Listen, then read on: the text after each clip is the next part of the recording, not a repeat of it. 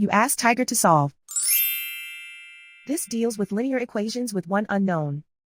The final result is x equals 2. Let's solve it step by step. Group all x terms on the left side of the equation. Subtract 10x from both sides. Group like terms. Simplify the arithmetic.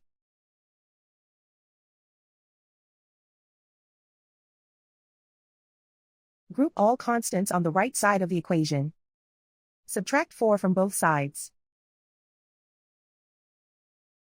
Simplify the arithmetic.